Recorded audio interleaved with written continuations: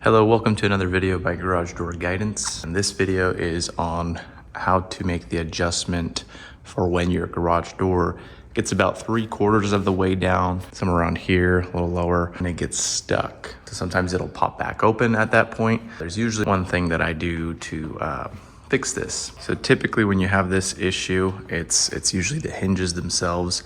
If you look at the hinges, right about here on the hinge, you'll have a number. So as these hinges go up, the number increases and the distance increases as well. And that's just so that you get a good seal and so that this door rides smoothly. Now, sometimes, as in cases like this, where it's coming down about 3/4 of the way, say about here and lower, and the door's getting stuck, a lot of the times it's because your upper hinge, number 3 typically, depending on what size door you have, that hinge itself is not allowing that door to close, so it starts to rub against the jamb, and I'll show you what that looks like. So I've recreated this issue here today by putting a number 4 hinge, and you can see that's pushing up against our framing. So we still have some movement, so it's not horrible with my setup, but if I were to put a number 4 on standard setups, it would be jammed way into this 2x4 or your framing, whatever you've got, and it would basically keep it from closing. So essentially what's going on is, as this door is closing, especially with the garage door opener being attached, it's pushing forward. And so what that does is pushes this whole door right up into your jambs.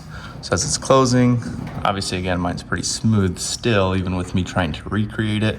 But in most cases, it would just jam right up into your wood, and that would prevent it from going any further. And so what happens is the door either stops completely or it reverses and comes back up. So one way to test to see which hinge might be doing it is to release this guy right here so that the door is free. And you basically want to act like the garage door opener, and it pulls and pushes at this point here. So what you want to do is raise it up, and again, this might be a little harder for you if it's a 2-car garage or if your door's not well balanced, but basically grab here and you should be able to push forward.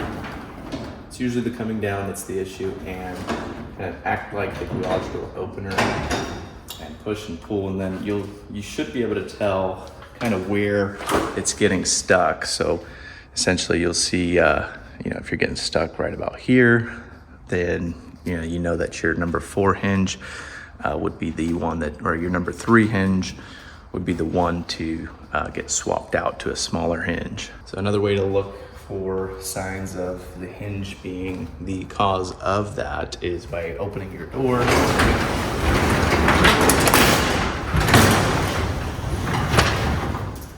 Yes, this doesn't go anywhere. So the other thing you look for is on your framing, you can see the rub marks. So this is where it's rubbing, and that would tell me also that it's likely the number 3 hinge that needs to be swapped, or in my case, the number 4. So with all that being said, all we gotta do is change out our number 4 hinge back to a number 3. In most cases, what you're gonna do is change this number 3 hinge to a number 2. Again, that's gonna decrease this distance, and that should give you more playroom there. So you'll see here right now, that's pretty tight right now. When I change this back to a number 3, it should give us a little more space. So there's our number 3. Again, I'm just putting back my original.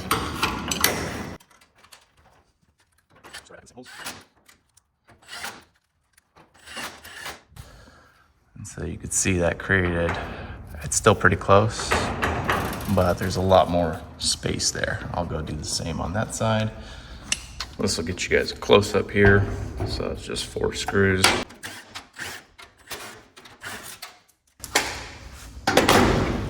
So that's our number 4. Take the wheel, put it in the second slot of our number 3.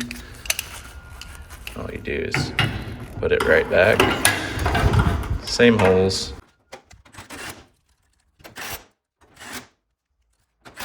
So once you've done that, you can come back up here and try this again